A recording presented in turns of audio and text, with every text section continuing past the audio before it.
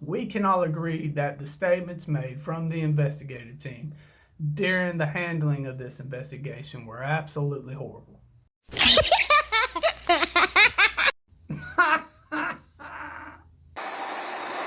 All I wish is that everybody had a little more respect. I'm sorry, Your Honor. It won't happen again. That was completely inappropriate, and I do apologize. So there's actually a lot to unpack here with this hearing about the cameras in the courtroom that I don't think anybody else is talking about. And did you watch what was said during this hearing, and what were your thoughts on this issue? Are you agreeing with the media group that they need to be in there, they need to have all this access? Or are you agreeing with the state and the defense, wanting a much more limited role with the cameras, and in some situations, no cameras at all? So it's a lot to get through. And if an open conversation is something you would prefer in your news and media coverage, then welcome to The Point, and that's all we do. So let's get into it. I think, we're on the same page on that.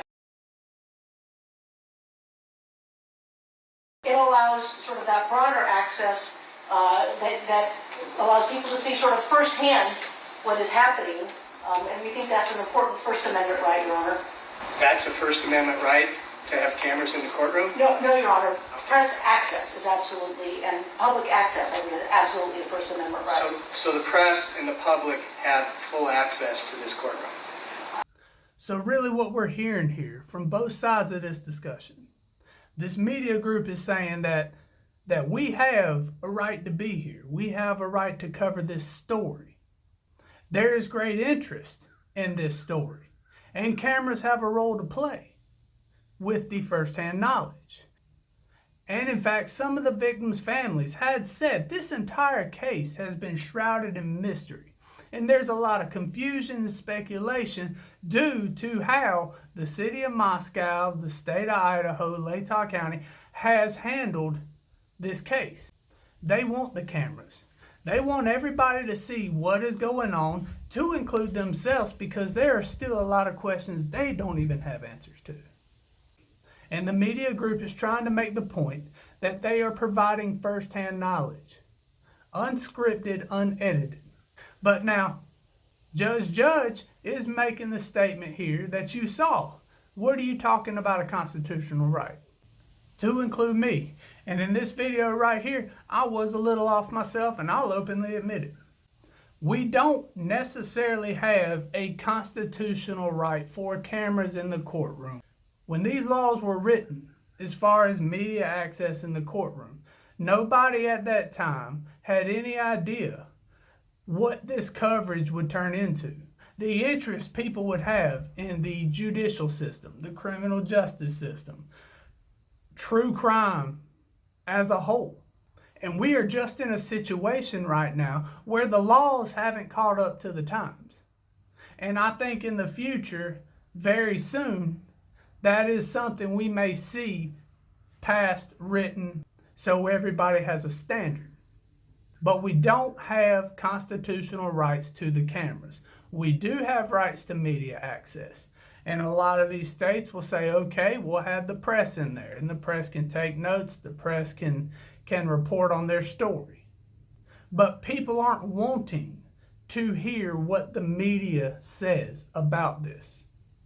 People like you and me who would question things, who want to look at a full scope of what is being said on both sides, want the unedited footage. That is what we prefer. It's not that we're distrusting or some type of conspiracy theorist. This particular case has been absolutely covered and shrouded in mystery. Everything is sealed. There was no information released during the investigation. It was all just general blank statements from the Moscow PD saying it is a part of the investigation. We can't talk about it right now. I said it in a previous video, and I'll say it in this one. If Rachel Morin would have passed in the state of Idaho, we still wouldn't know that they found DNA. We still wouldn't have footage linking this potential suspect to Los Angeles. We wouldn't know anything. I firmly believe that. But we do have a right to access. The defense did reference C-SPAN in this particular hearing, where they have one fixed camera and it's at a particular location where you're able to see and hear absolutely everything. And the judge has even stated that that may be more ideal to alleviate both parties and not have to keep readdressing this particular issue. It says, however, both state and federal courts often permit the media to intervene in criminal cases on a limited basis, or at least file a motion as interested parties in the defense of public access and free speech, including in Idaho. So, I do gotta say, while people may think that the judge is being a little nitpicky here, you gotta understand the language the media group put out in this particular statement was talking about the importance of them intervening. Now, the judge brought up a valid point. When you use language like the ability to intervene, you are basically trying to say that your media group has the right to inject themselves within this hearing. It seems overall, though, that if they adjust that language a little bit, and I don't think Judge is going to allow them to keep that language in there when he makes his final ruling, but they would have the right to be an interested party. And I didn't really hear necessarily a lot of pushback from anybody within that courtroom pertaining to the media having a right to be an interested party. But to sit there and make the statement that you have the right to intervene is a little off in my book. And I'm curious about your thoughts on it. Do you think they have the right to intervene? Is that the appropriate language you would use? Or would you just say, hey, we have a right as an interested party to cover this story as a whole? Let me know down in the comments below. I think, we're on the same page on that. Sure, I don't intend to take a long time. We've briefed this. Moreover, we somewhat argued it a few months back. I think our position is that the court, understands our concerns about turning this into a spectacle, the way that may prejudice the public against our client, the way in which that dehumanizes people, constantly shown, and turn this into more of a TV show drama than a court proceeding, which is what it is. You know, but these cameras, whether they're there or not there, have no part of what is causing the spectacle surrounding this case. Moscow was reportedly an extremely safe community. That was the initial story when this incident first broke and hit national news. You had a heinous crime committed in an area where that never happens. And you can tell it never happens by the way Moscow Police Department handled the news coverage. The spectacle around this case is a combination of where it happened, who it happened to, in that community, mixed with the investigators, the team, and the prosecution have not wanted to release a thing. Now, yes, I know you're going to say the defense wants some particular things sealed as well. Yes, they do. But the prosecution, the city of Moscow, those investigators have absolutely not talked about a thing. They are the cause of their own spectacle. They are the reason that this case is being covered and talked about the way it is. We didn't get updates, and the updates we got seem to be incorrect. The 2011 to 2013. Brian Culber's driving in 2015. Now, I covered that in a previous video, and I'm kind of okay with my own conclusion that they got it in the right generation. But a lot of these statements the police would make have been contradicted in a lot of areas. And it's just not me seeing it. There's other content creators that have pointed these things out. There's news agencies and criminal defense attorneys to point out the same thing. So whether these cameras are here or not, the spectacle is going to remain until this whole shroud over the case gets lifted up a little bit. That is why the family wants these cameras. And as far as I'm concerned, I understand the state has a say in the process because of a fair trial. I understand the defense has a process because of a fair trial. And I understand the judge is doing his best to make sure both sides are balanced and the trial can presume fairly. but the victims' families should have a say in this as well. And honestly, that is not getting talked about enough. To include the Damian Eccles case in Kentucky. This commenter right here, I pinned it in this video right here. It's at the top. You can go look for it. Those cameras in the courtroom were vital to saving that young man's life. He was completely railroaded in his own community because he didn't necessarily follow the do's and don'ts surrounding that area. And if those cameras weren't there, he wouldn't have made it out. As we previously discussed, the decision of whether to allow cameras in the courtroom is discretionary for the court. Primarily, those concerns are preserving the right to a fair and impartial trial for all the parties, protecting sensitive witnesses who will testify at hearings. Oh, now you want to protect the witnesses. You want to protect the witnesses. You don't want them to be harassed and bothered. But here we are. Take a listen to this. Koberger's lead attorney explained what happened from her vantage point. Last night, she was visited by 2 FBI agents and interrogated about her testimony and the timing of her declaration.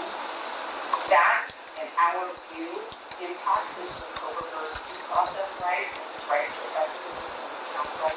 Ann Taylor told Judge John Judge that she would file a motion regarding what happens to witnesses after they testify in court. Latah County Prosecutor Bill Thompson explained why he asked the FBI to investigate after hearing Vargas might be questioning some of her own testimony. But there are questions about whether the FBI agents visiting Vargas was proper. And trial in this case, and safeguarding evidence, which is the graphic nature. Now, I understand that the state is saying, hey, we had some questions here based off her testimony when she came here as a witness for the defense, and it seemed like she was going back on some of those statements she originally made. That's all well and good, but I gotta know, is this a federal case? Was this a federal crime? Is this being tried in federal court? No, it's not. This is the state of Idaho. Where was she at when she was being questioned? If she was at her home, then okay, fine. Maybe it was just easier to have the FBI go do it rather than send somebody from Idaho State Police or the Latah County Sheriff's Office or the Moscow Police Department over there to question her. But we can both agree here, in this particular scenario, having a federal agent question a witness after they get off the stand is not common. I mean, it may have been something they could have had a phone call about. The prosecution could have rang her number, said, hey, you made a statement about this, and we have some questions. So don't sit there and give the appearance of doing shady stuff and then get mad when people think you're being shady. You know, I don't think we can underestimate the importance of that first-hand video account as well, because we're just in this day and age where people are used to seeing things firsthand. There's cameras everywhere. And they have pushed the envelope.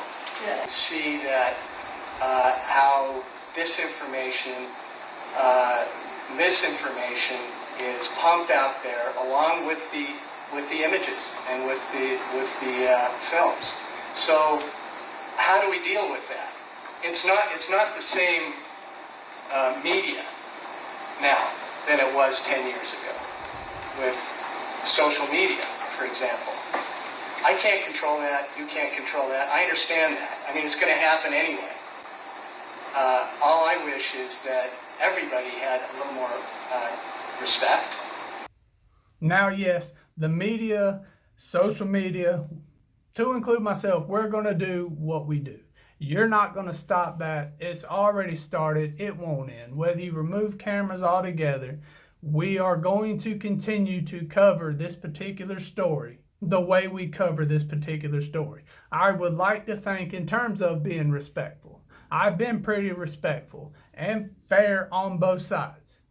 I haven't for sure went out to say that the defense is wrong and Bryan Kohberger is guilty. And I haven't sat there and said that the prosecution is wrong and Bryan Kohberger is innocent. In fact, my video last week pointing out things about how them being off about the car, them being off about the reason they're not releasing the 911 call were pretty fair explanations. And to further state, I did get a lot of comments in that video, like here. Yes, it is fully possible that they could edit out the names of the 911 call and still release it to the public. But you know as well as I do, as soon as they do that, everybody who likes to do super deep dives, which is fine, I watch a lot of it, it's very interesting, but people who are not respectful in the way they cover those deep dives will start pulling up footage and video of anybody and everybody surrounding these particular 4 victims, trying to match their voice. And they'll say, okay, according to my voice analysis system, this particular voice lines right up with this one, so he was there at the crime scene. And I just feel like in that particular instance, they are erring on the side of caution to keep that one close to the chest and not release it because they don't want anybody else to be harassed. But it was a great point. Yes, they could block out the names. But my counter to that would be, well, you would still have people trying to claim that they know who it is based off the sound of that voice. So really, that's what I have right here. I am more interested to hear what y'all have to say about these particular topics covered today. I appreciate everybody chiming in on all sides. I appreciate the support I've received. So if you got anything you want me to address about this case, or there's something you heard that I missed, leave it down in the comments below. Other than that, I appreciate your time. I appreciate you being here. Y'all stay safe and have a good one.